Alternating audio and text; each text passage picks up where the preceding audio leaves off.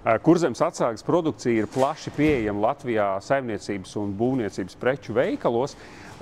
Protams, visu sortimentu katrā veikalā mēs neatradīsim, taču ir veikali, kuri ir ļoti plaši pārstāvēti, piemēram, Depo.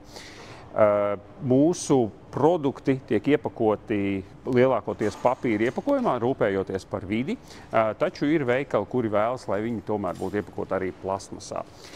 Eksportējam mēs uz Igauniju, Lietuvu ļoti plaši, un tad mazāk Vācija, Somija, šis tas iet uz Dāniju, šo to ražojam arī Vācijai, un tad no tādiem no ārējiem tirgiem tāds viens no nozīmīgs tirgus mums ir Uzbekistāna.